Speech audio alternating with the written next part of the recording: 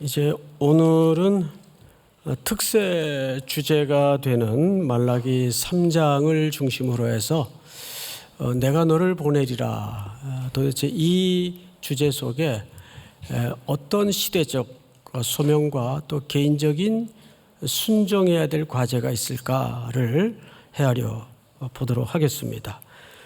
우선 간단히 말해서 이 시대는 딱 한마디로 총체적 난국의 상황에 이스라엘이 빠져 있습니다. 종교도 그렇고 정치도 그렇고 또 경제도 그렇고 어느 곳 하나 성한 데 없이 정수리부터 발끝까지 터진 자국밖에는 없었던 시대입니다. 몇 가지만 성경을 통해서 확인해 보겠는데요. 우선 신앙적으로는 우리 1장 6절을 한번 볼까요? 앞으로 한 장만 넘기면 6절 제가 읽습니다. 내 이름을 멸시하는 제사장들아. 이게 종교의 가장 핵심적 상황입니다. 나 만군의 여호와가 너희에게 이르기를 아들은 그 아버지를 종은 그 주인을 공경하나니 내가 아버지일진데 나를 공경함이 어디 있느냐. 내가 주인일진데 나를 두려워함이 어디 있느냐 하나 너희는 이르기를 우리가 어떻게 주의 이름을 멸시하였나이까 하는도다. 7절 한번 같이 읽어봅시다. 시작. 너희가 더러운 떡을 나의 제단에 드리고도 말하기를 우리가 어떻게 주를 더럽게 하였나이까 하는도다. 이는 너희가 여호와의 식탁은 경멸히 여길 것이라 말하기 때문이라. 만군의 여호와가 이르노라 너희가 눈먼 희생 제물을 바치는 것이 어찌 악하지 아니하며 저는 것 병든 것을 드리는 것이 어찌 악하지 아니하냐. 이제 그것을 너희 총독에게 드려보라. 그가 너를 기뻐하겠으며 너를 받아주겠느냐. 자, 이것이 당시 종교 지도자들과 또 백성들의 신앙의 그 나태함, 또 바른 예배가 옳게 드려지지 못하는 가장 중요한 문제점이었습니다. 근데 이 문제가 어디서부터 왔느냐? 2장 7절을 넘어가 볼까요? 2장 7절. 제사장들의 입술은 지식을 지켜야 하겠고 사람들은 그의 입에서 율법을 고하게 되어야 할 것이니 제사장은 만군의 여호와의 사자가 됨이거늘 너희는 옳은 길에서 떠나 많은 사람을 율법에 거스르게 하는도다. 나 만군의 여호와가 이르노니 너희가 레위의 언약을 깨뜨렸느니라. 그러니까 이 호된 야단은 사실상 레위 지파로 구성된 제사장들, 종교 지도자들을 향한 고발입니다. 9절을 한번 같이 읽어봅시다. 9절 시작. 너희가 내 길을 지키지 아니하고 율법을 행할 때 사람에게 치우치게 하였으므로 나도 너희를 모든 백성 앞에서 멸시와 천대를 당하게 하였느니라 하시니라. 너무 끔찍한 고발이 이 9절에 담아져 있죠. 다시 한번 읽어보면 이렇게 돼 있어요. 너희가 제사장들이죠. 말씀을 전하고 가르쳐야 되는 종교 지도자들을 향한 고발입니다. 너희가 내 길을 지키지 아니하고 율법을 행할 때에 사람에게 치우치게 하였으므로 나도 너희로 하여금 모든 백성 앞에서 멸시와 천대를 당하게 하였느니라 하시니라. 이게 읽다가 깜짝 놀라 자빠질 만한 것이 뭐냐면 어쩌면 이 시대의 정황과 그렇게도 일치하는지 알 수가 없어요. 종교 지도자들이 치우쳐서 사람을 넘어뜨리고 또 하나님의 말씀을 비틀어서 증거하고 그 결과로 오늘 말라기서에 나온 말처럼 천대꾸리기가 되고 멸시의 대상이 되어버렸어요. 그러니까 당시 시대의 깜깜한 암흑기는 바로 이런 고발을 통해서 명명백백이 알 수 있습니다. 총체적 난국이에요. 게다가 빈부격차가 너무 심해서 있는 사람은 그냥 그렁저렁 더 잘 살게 되고 없는 사람은 가지나 없는데 죽어라 하게 되고, 그러다 보니까 이 시대 사람들이 입만 열면 터져 나오는 장탄식이 하나 있었어요. 우리도 요즘 만나면 주로 하는 이슈가 똑같죠. 뭐라고 합니까? 나라가 어떻게 돼갈라 그래? 우리 그런 말 하죠. 뭐 이쪽이 어느 쪽인지 모르겠고 저쪽이 어느 쪽인지 모르겠는데 이쪽도 다 똑같은 얘기를 해요. 이 나라가 어떻게 돼갈라 그래? 시대마다 백성들의 질문이 같다고요. 공통분모가 있다고요. 그런데 말라기 시대도 똑같습니다. 말라기 시대에 이구동성으로 백성들의 가슴 한복판에 웅크렸던 질문이 뭔지 아세요? 성경을 다시 보세요. 2장 17절. 2장 17절. 우리 찬양대원만 한번 같이 읽어봅시다. 시작.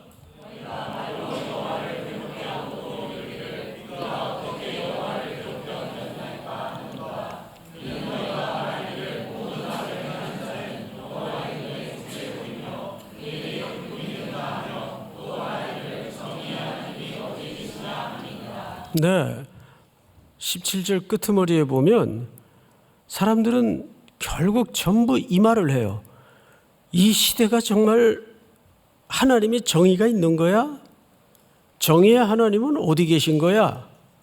이 총체적 난국 앞에 그 시대 사람들이면 누구나 터져나왔던 정의의 하나님은 어디 계신가? 그래서 오늘 3장은 사실 이 질문에 대한 답입니다. 그래서 여러분들이 오늘 말씀을 읽고 또 찾고 들으면서 정의의 하나님은 어디 계신가에 대한 개인적인 해답을 먼저 얻기를 바랍니다. 그리고 이 시대의 해답을 얻기를 바랍니다. 믿습니까? 자, 그러면 1절을 이제 본문을 보겠습니다. 본문 1절. 만군의 여호와가 이르노라, 보라, 내가 내 사자를 보내리라.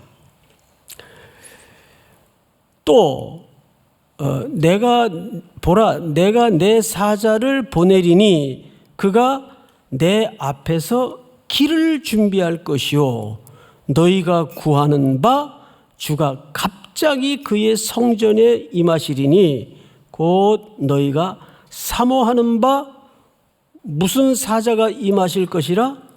언약의 사자가 임하실 것이라. 자, 여기서 사자가 두 번 쓰여집니다. 1절 초반절에 쓰여지고 또 마지막 부분에 언약의 사자로 다시 등장을 합니다.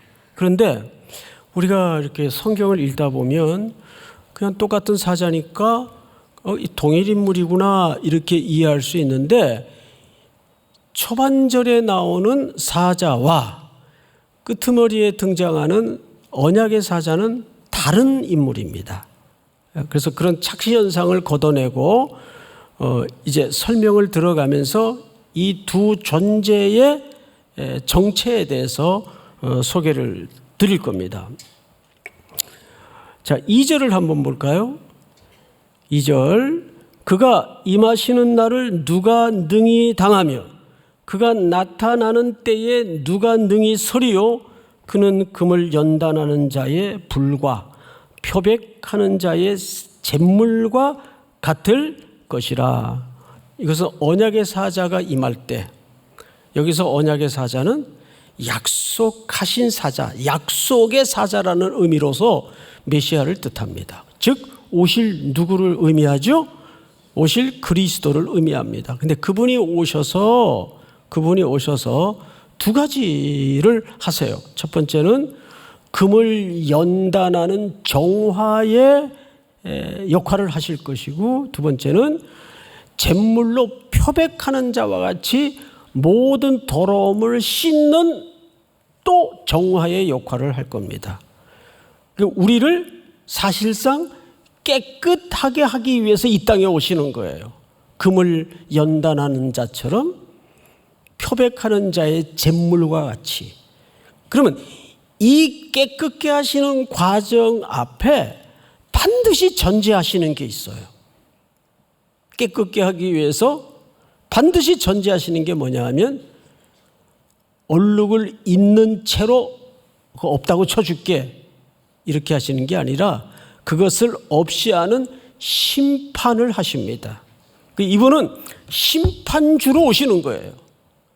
근데 그 심판은 누가 마땅히 받아야 할 심판인가 하면 우리 모두가 함께 받아야 될 심판이에요.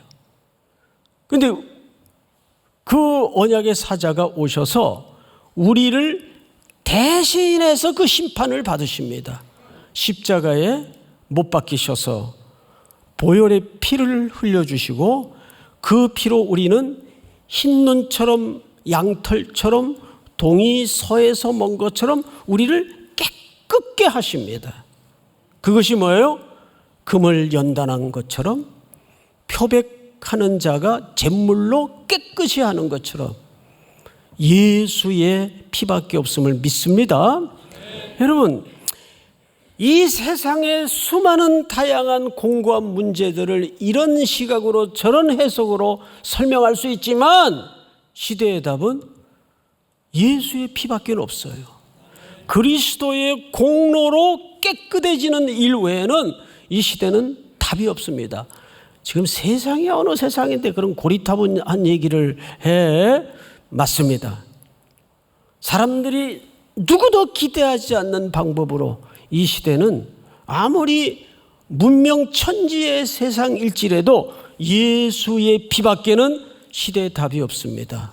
인간을 고치지 못합니다. 믿습니까? 그 3절을 한번 보십시다. 전체 한번 같이 읽어볼까요? 3절 시작. 금자같이 했다서 레위 자손을 깨끗하게 하되 금은같이 그들을 연단하리니 그들이 공의로운 제물을 나 여호와께 바칠 것이라. 자, 앞을 잠깐 보십시다. 그렇게 언약의 사자가 오셔서 제일 먼저 고치시는 대상이 레위인들이에요. 근데 주로 레위인들은 구약에서 어떤 직무로 살죠? 제사장의 직무로 삽니다. 제일 먼저 고치고자 하는 대상이 제사장들입니다. 그것은 제사장들이 특별히 이뻐서가 아니라 하나님의 진짜 목적이 있기 때문입니다. 하나님은 우리로 하여금 참된 예배자로 회복하는 것이 그분의 궁극적인 목적이에요. 그런데 지금 제사장 먼저 타락의 한복판에 있다고요. 그러니까 당연히 누구를 먼저 고쳐야 제사가 중재되고 제사가 섬겨지고 제사가 가능해질까요? 제사장들입니다. 여러분, 여기에서 매우 중요한 질서 하나가 있어요. 그럼 오늘 이 시대의 영적인 레위 또 제사장들은 누굽니까? 우리를 얘기하는 거예요. 너희는 다 왕 같은 뭐요? 제사장이요. 하나님께서 우리가 선교가는 것도 좋고 세상에 나가서 뭐 역시 열심히 비즈니스 하는 것도 좋지만 먼저 이 시대 하나님의 첫 번째 관심은 피로 값주고 사신 교회 공동체입니다. 교회가 먼저 이 세상에서 빛으로 소금으로 역할을 못하는데 그 사람 보고 누가 천국을 소망할 수 있겠고 그 사람 보고 누가 예수를 향할 수 있겠습니까? 그래서 언약의 사자는 와서 먼저 레위 사람들을 회복하십니다. 그리고 그들을 통해서 마지막 가치인 궁극적 가치인 예배가 회복되는 걸 원하세요. 3절이 그 얘기예요. 3절을 그런 관점에서 다시 보시면 그가 은을 연단하여 깨끗하게 하는 자같이 앉아서 레위 자손을 깨끗하게 하되 금, 은같이 그들을 연단하리니 그들이 공의로운 제물을 나 여호와께 어떻게 할 것이라. 그러니까 하나님의 궁극적인 가치는 뭐예요? 그분을 예배케 하는 것으로 회복시키는 겁니다. 제가 종종 이런 표현을 썼죠. 가치에는 궁극적 가치가 있고 종속적 수단적 가치가 있다. 기억나시죠? 전도, 구제, 섬김, 이거는 수단적 가치예요. 근데 그 수단적 가치를 우리는, 교회는 왜 열심히 해야 됩니까? 그 궁극적 가치인 땅 끝의 모든 택한 백성들이 하나님을 향하여, 창조주 여호와를 향하여 영광을 돌리는 자리로 모일 수 있도록, 함께 할 수 있도록, 그게 하나님이 세상을 향하여 교회 공동체를 통해서 꿈꾸는 궁극적 가치입니다. 땅 끝에 영혼들이, 하나님을 알지 못했던 우상 숭배자들이 그 지난 세월의 지난 시간에 모든 악을 내려놓고 하나님께, 창조주 하나님으로, 내 아버지로 함께 예배하고 함께 노래하는, 그것이 하나님이 꿈꾸는 나라입니다. 믿습니까? 그러기 위해서 뭐가 먼저 고쳐져야 돼요? 레위 지파들이 먼저 제사장의 바른 직무로 고쳐져야 되는데, 자, 안타깝게도 그 역할을 해야 되는 성도나 교회가 오늘날 사회에 손가락질을 받거나 지탄의 대상이 되거나 빌런의 역할을 맡고 있다면 어떻게 되겠어요? 그래서 이번 특세는 우리를 보내달라는 함성도 중요하겠지만, 그 순종도 중요하겠지만, 터질 대로 터져버린 한국교회, 멀리 갈 곳도 없이 우리 먼저 삼일교회가 그런 역할에서 온전히 순종하게 하시고 온전히 회복할 수 있도록 함께하여 주시옵소서. 이 간절한 기도가 새벽을 들끓게 해야 될 줄을 믿습니다. 그 얘기를, 우선순위를 얘기하는 거예요. 그래야 참된 예배가 회복이 되겠기에. 자, 그러면 이제 4절을 한번 보십시다. 4절. 그때의 유다와 예루살렘의 보물이 옛날과 고대와 같이 나 여호와께 뭐가 되려니와. 그 예배가 회복이 될 때 하나님은 과거와 같이 이 백성들이, 온 나라가 나의 기쁨의 소유가 될 것이다. 우리 삼일교회는 시대 앞에 주님의 기쁨이 되는 복을 누릴 수 있기를 축복합니다. 우리 성도들이 각자가 교회가 되어서 주님의 기쁨이 될 수 있기를 축복합니다. 그럼 어떻게 해야 될까? 주님의 기쁨이 되려면 어떻게 해야 될까? 자, 5절을 제가 읽겠습니다. 5절.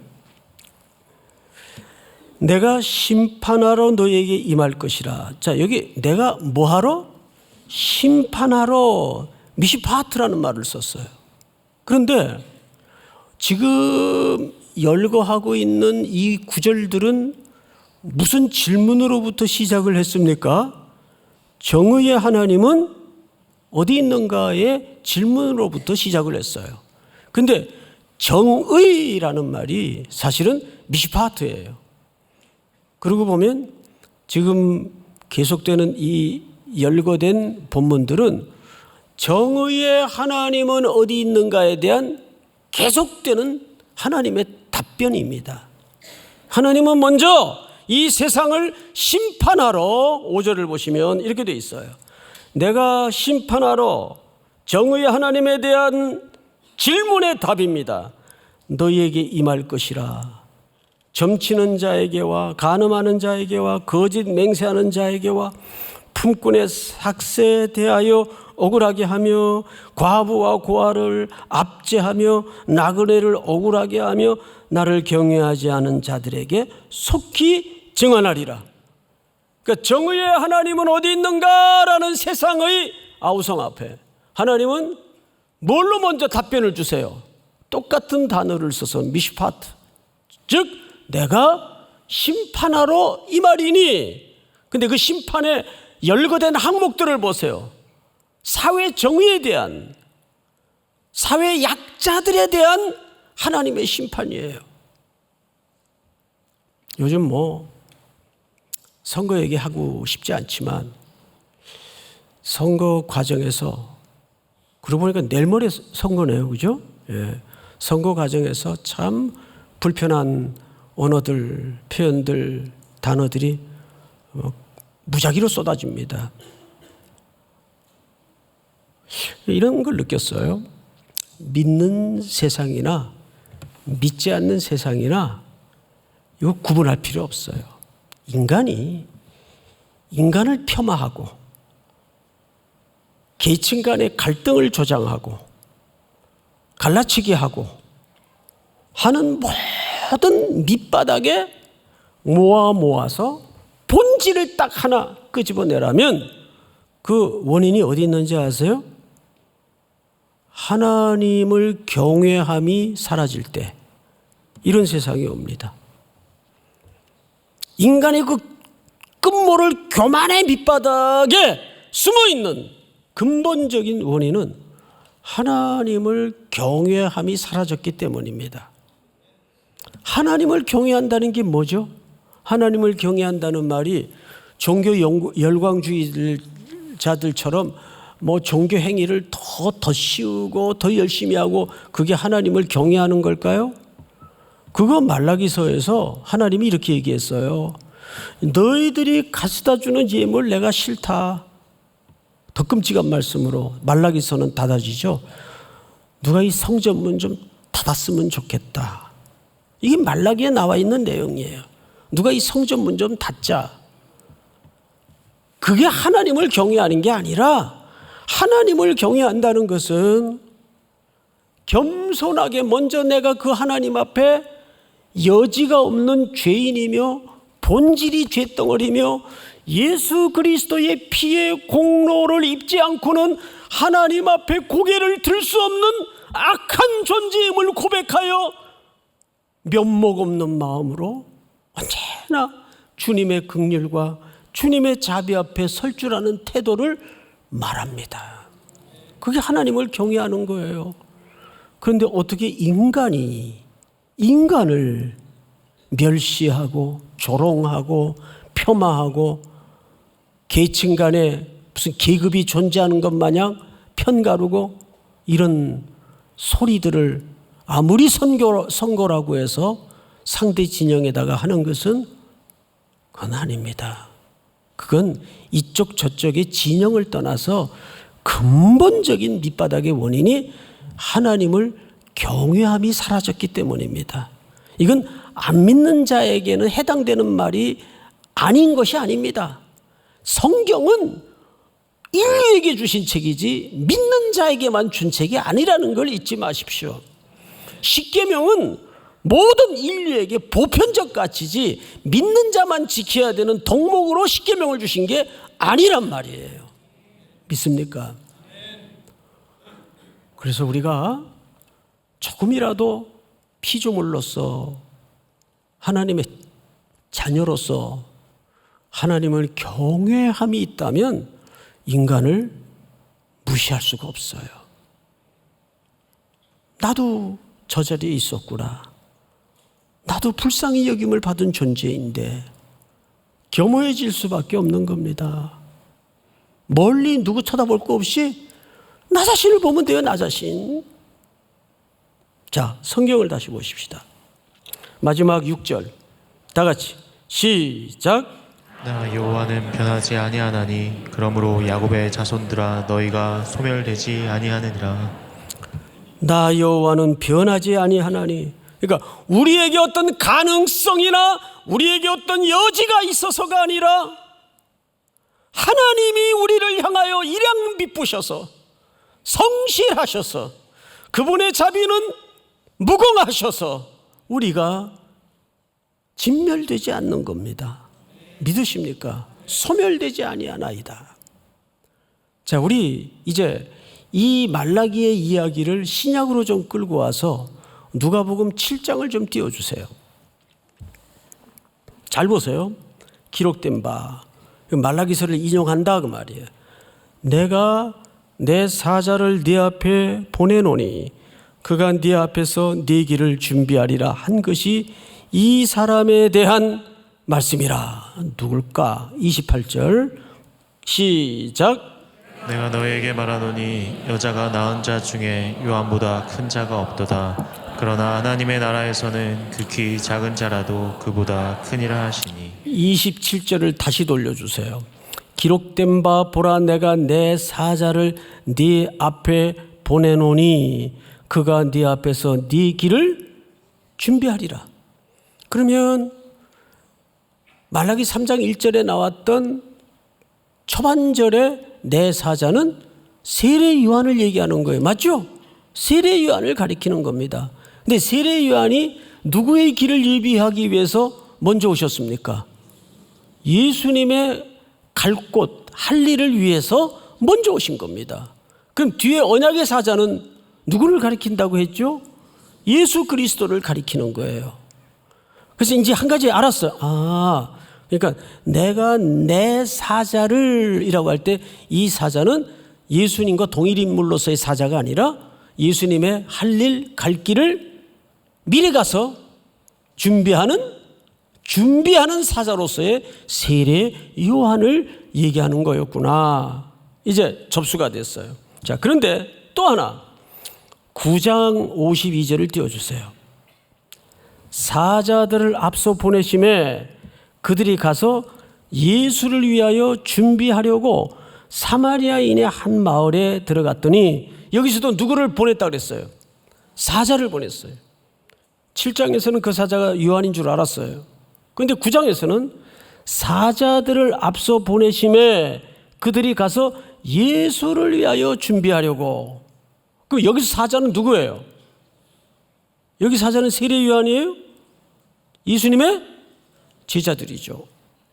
그러고 보니까 세례 요한도 예수님의 할 일, 갈 길을 미리 준비하신 사자로 불리었고, 또 9장에서는 그 사자를 누구로 지칭합니까? 예수님의 제자들로 지칭을 해요. 맞죠? 그러면 이 예수님의 제자 공동체가 향후 어떤 모습으로 이 땅에 태동됩니까? 교회의 모습으로 태동됩니다. 그러면 이 시대의 사자는 누구예요?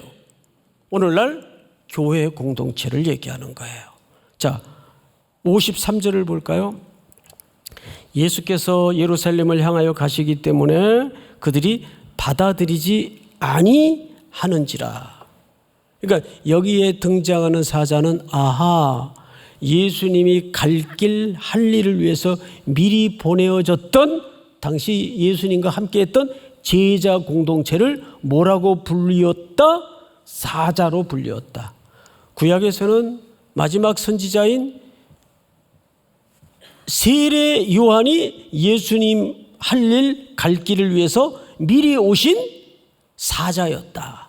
그래서 세례 요한은 구약의 마지막 사자예요. 마지막 선지자입니다. 자, 그러면 그렇게 보냄을 받은 자들이 10장 1절로 한번 가봅니다. 그 후에 주께서 따로 70인을 세우사 친히 가시려는 각 동네와 각 지역으로 둘씩 앞서 보내시며, 이 70인은 누굽니까? 예수님의 제자들이에요. 그러니까 이 제자들은 또 다른 표현으로는 오늘날 사자입니다. 그러면 그 사자들이 하는 일은 뭐예요? 예수님의 갈 곳을 향해서 예수님의 할 일을 위해서 미리 가서 미리 준비하는 사람들이에요. 그러면 마지막으로 7장 28절을 다시 한번 띄워주세요. 내가 너희에게 말하노니 여자가 낳은 자 중에 요한보다 큰 자가 없도다. 그러나 하나님의 나라에서는 지극히 작은 자라도 그보다 크니라 하시니라. 세례 요한의 역할보다 오늘날 교회의 역할이 더 엄청나게 역사할 수 있다 그 말이에요. 그러니까 지금 교회의 구성원은 누굽니까? 교회의 구성원은 여러분들 각자가 교회의 구성원이고 각자가 교회입니다. 여러분들이 이번 특세를 통해서 뭘 준비하고자 하는 거죠?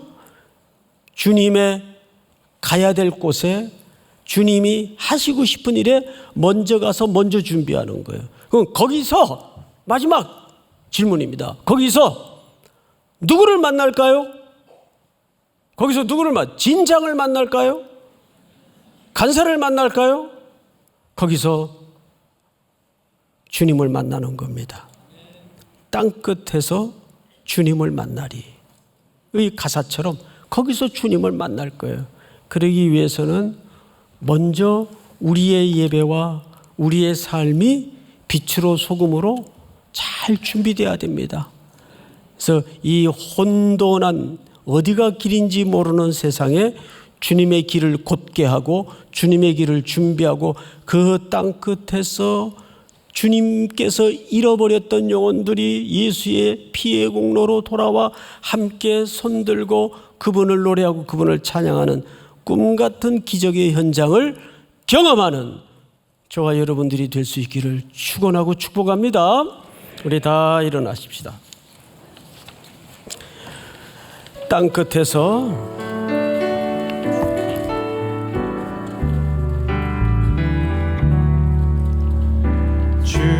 주께서 주신 동산에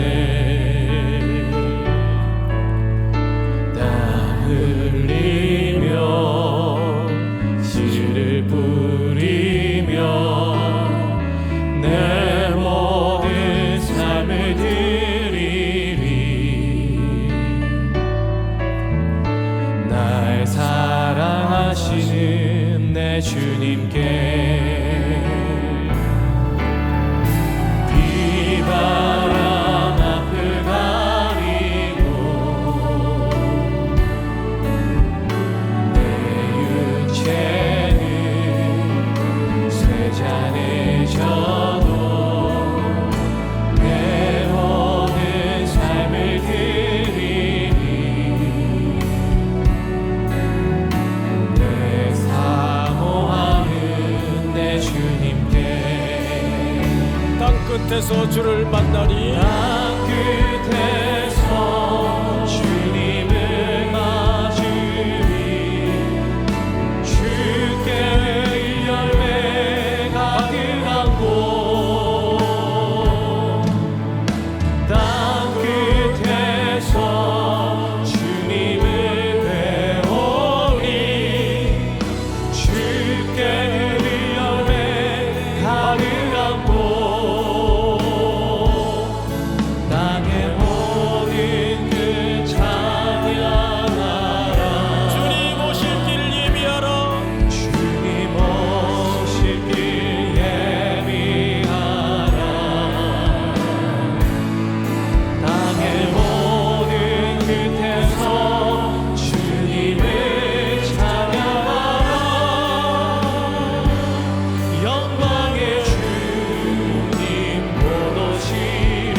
다시 한번 땅끝에서 주를 만나리.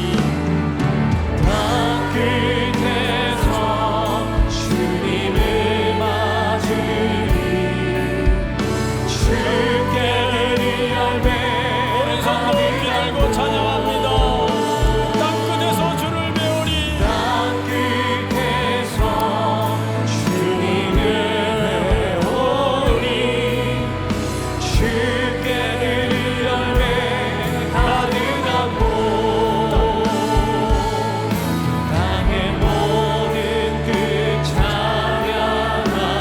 주님 오실 길 예비하라. 주님 오실 길 예비하라. 땅의 모든 끝에서 주님을 찬양하라.